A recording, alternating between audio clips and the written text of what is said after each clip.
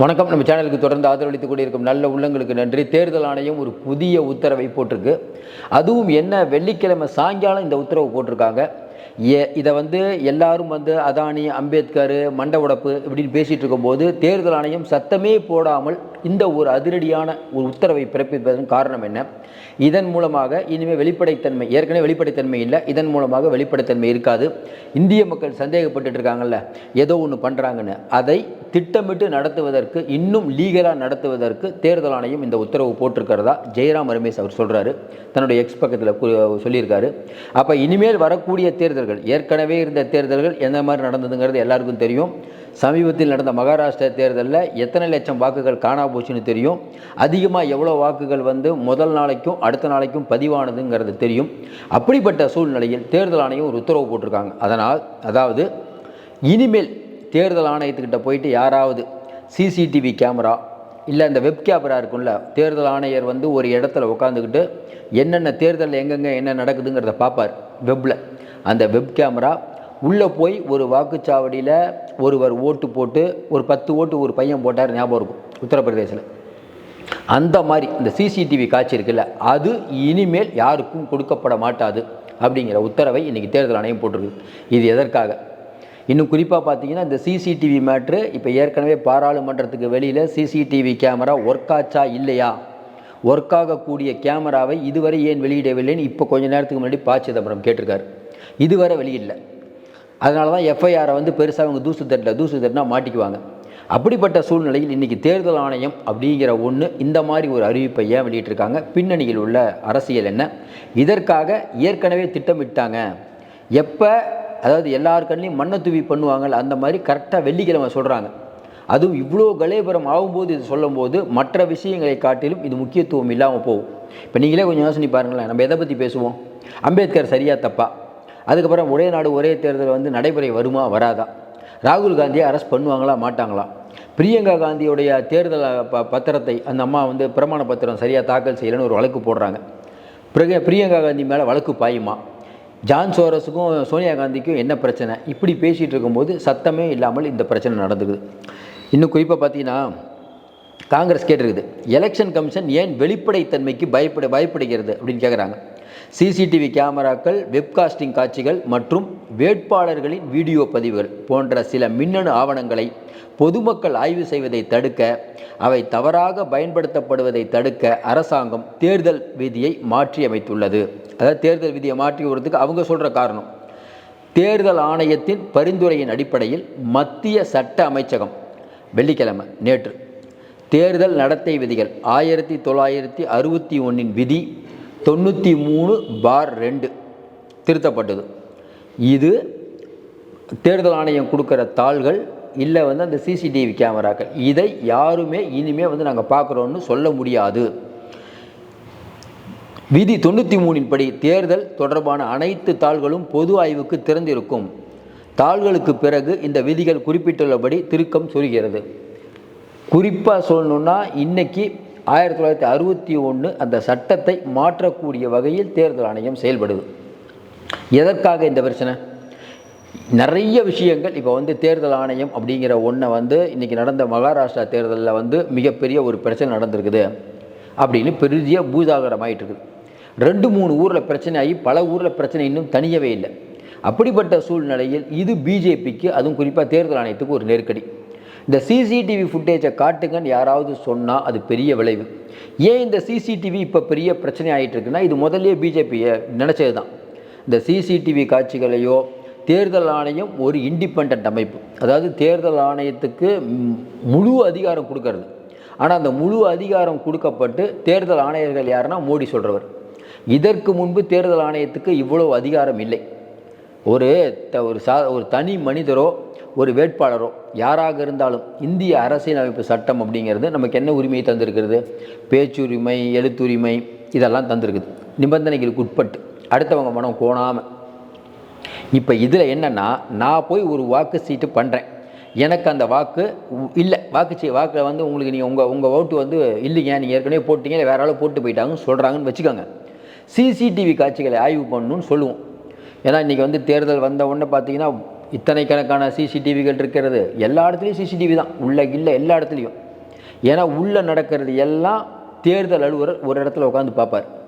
இது இப்போ அதை விட அட்வான்ஸ் என்னாச்சுன்னா ஒட்டு மொத்தமாக அதாவது தமிழகம் முழுக்க எந்த ஏரியாவில் தேர்தல் எங்கே நடந்தாலும் இங்கே இருக்கக்கூடிய தலைமை தேர்தல் அதிகாரி ஒரு பட்டன் தட்டினா போதும், அந்த ஊர் வந்துடும், மேட்டூர் வந்துடும், ஆத்தூர் வந்துடும், எல்லாமே வந்துடும்.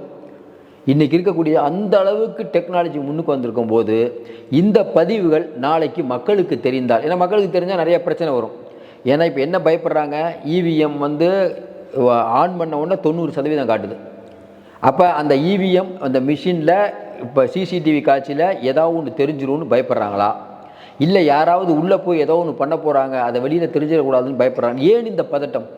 இவ்வளவு நாளாக டிரான்ஸ்பரண்ட்டாக இருந்த ஒரு விஷயத்தை ஏன் திடீர்னு தேர்தல் ஆணையம் இப்படி ஒரு நடவடிக்கை எடுக்கணும், வெள்ளிக்கிழமை எடுக்கணும்? அதுதான் எல்லாத்துக்கும் கேள்வி.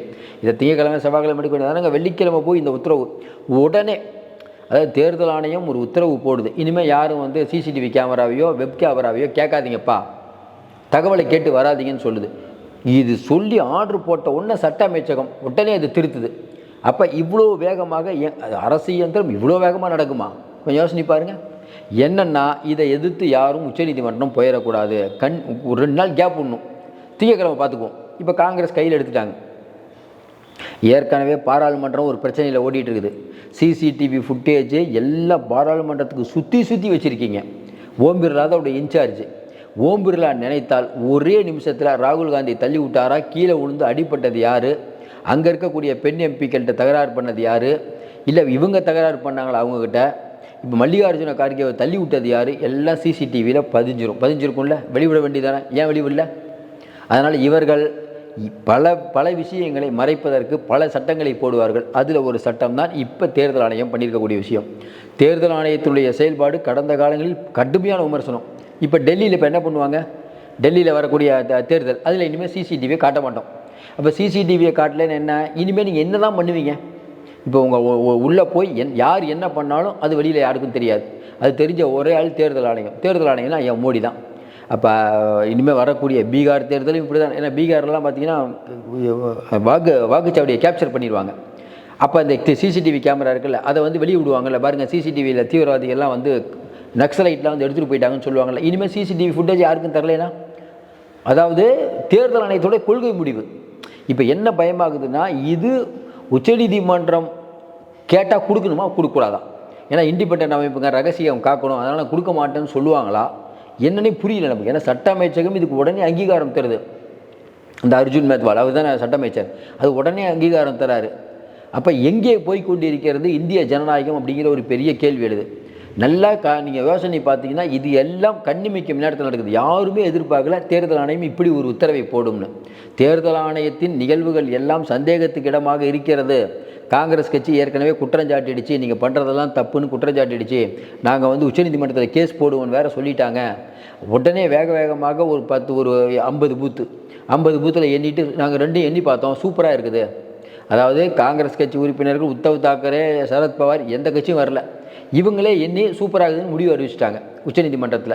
அதனால் இன்றைக்கி இருக்கக்கூடிய சூழ்நிலையில் தேர்தல் ஆணையத்தின் இந்த உத்தரவு, திடீரென போடப்பட்ட உத்தரவு, இனிமேல் யாரும் எதையும் பார்க்கக்கூடாதுங்கிற உத்தரவு, எல்லாமே மூடு மந்திரம், பிஜேபிக்கு மட்டும்தான் தெரியும். தேர்தல் ஆணையம் நினைத்தால் இனிமேல் எந்த எல்லைக்கும் போகலாம். முதல்லையாவது சிசிடிவியை பார்த்து கண்டுபிடிக்கலாம், இனிமேல் சிசிடிவி பார்த்து கூட நீங்கள் கண்டுபிடிக்க முடியாது. அதையும் தாண்டி இன்னொன்று சொல்கிறாங்க, இப்போ தேர்தல் ஆணையம் இங்கே இருக்குல்ல, இங்கே தமிழ்நாட்டில் தேர்தல் ஆணையம் இருக்குல்ல, அதுக்கு தேர்தல் ஆஃபீஸர் ஒருத்தர் இருப்பார்ல, அவரே அதை பார்க்க முடியாதான். ஏன்னா இதெல்லாம் இனிமேல் டெல்லி கண்ட்ரோலுக்கு போயிடும்.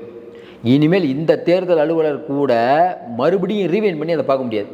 எல்லாமே நீ ஒரே ஒரு ஆள், ஒரே நாடு, ஒரே தேசம், ஒரே மொழி, ஒரே கடவுள் மாதிரி ஒரே தேர்தல் ஆணையம். இங்கே இருக்கக்கூடிய தேர்தல் ஆணையத்துலாம் இது இல்லை, ஸ்ட்ரைட்டாக அங்கே தான்.